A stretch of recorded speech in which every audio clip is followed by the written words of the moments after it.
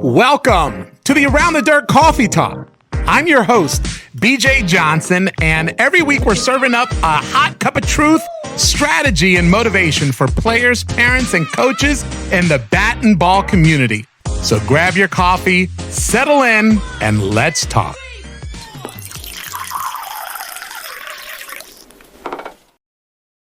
What's up, everyone? I received a lot of messages after the last podcast asking me to speak on daddy ball.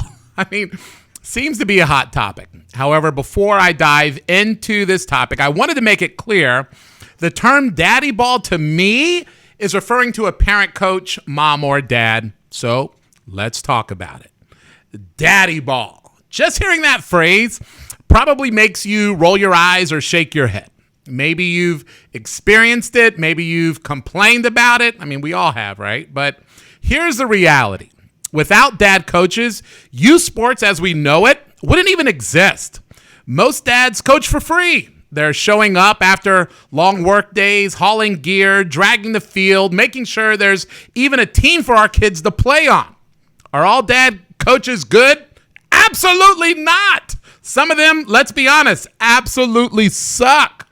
But what do you expect from someone who might have only played a little bit of Little League, if any at all, and is now trying to coach 12 9-year-olds with snot running all down their nose?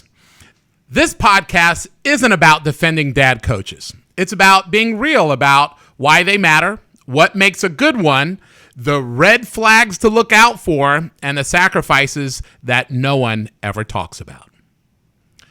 Here's the truth about becoming a youth coach. There's no certification, no schooling, and no real qualifications needed.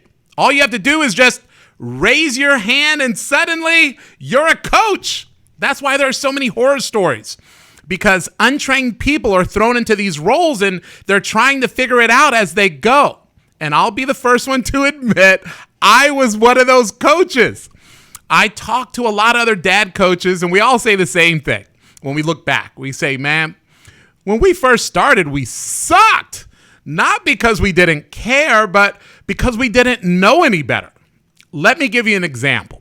When I first started coaching 10U club ball, I thought I knew everything, just like all of you, right? I had high expectations for 9-year-old girls who couldn't even make their bed in the morning. Well, one practice, I was being really hard on these girls. I was yelling and demanding, and I was getting frustrated. And one of our coaches pulled me to the side, and she said, BJ, these girls aren't good enough for you to yell at. That hit me like a ton of bricks. It made me realize I wasn't focused on teaching. I was focused on outcomes. That moment changed me as a coach forever. That's the thing about dad coaches. We're not perfect. We make mistakes. But the willingness to learn and adjust is what separates the ones who make an impact from the ones who burn kids out. Something else people forget about. When dad is out coaching, there's usually a spouse at home carrying the weight. Mom, or sometimes the other way around, is sacrificing too. They lose weekends and evenings and sometimes their partner's attention.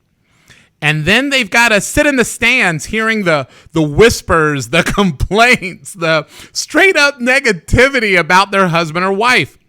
That part rarely gets talked about. But let me tell you, it's a big sacrifice. Coaching isn't just about the coach, it's about the family commitment. So let's break down the difference between a good coach and one that makes parents cringe. A good dad coach, they admit they don't know everything. They're willing to learn. They treat every kid fairly, not just their own. They keep it fun, but they still teach accountability. And most important, they coach all the kids, not just their kid. The best dad coaches I've seen, they weren't the ones with the most playing experience. They were the ones who made every single player feel like they mattered. Okay, so here's some advice if you're a dad coach and you really want to be better. Number one, learn the game. YouTube is free. Books, podcasts, clinics, resources are everywhere. Number 2, talk to other coaches, build relationships, and be curious. Number 3, coach the team, not just your kid. That's probably the hardest one, but the most important. And number 4, keep the focus on the process, not just the wins. These kids are still learning. You're teaching life skills as much as you're teaching the game. And finally, know when to step back. At some point, your kid may outgrow you as a coach, and that's okay. That's not a failure, that's a success. It means you did your job. Now, let's flip it. What are the red flags in dad coaches? All right, so playing favorites, it's especially with your own kid. Being overly hard on their own kid because they're living through them. Yelling more than teaching. Acting like winning a 10U tournament is the World Series. Making it all about themselves instead of the players. If you see these things, yeah, you've got a daddy ball problem.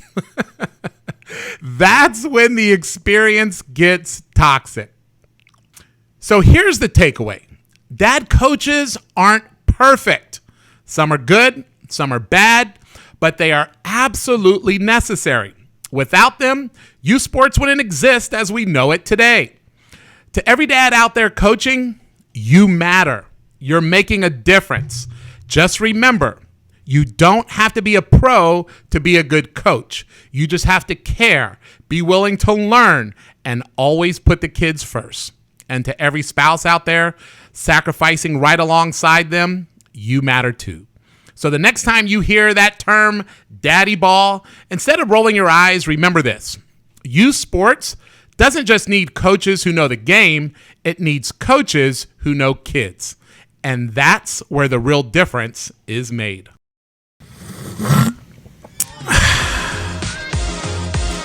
Thank you for joining me on this episode of Coffee Talk. Subscribe to our channel and connect with us on social media to keep the conversation going. Ready to grow the game we love? Join us at aroundthedirt.com. The bigger our community, the stronger the game. Play ball, connect all.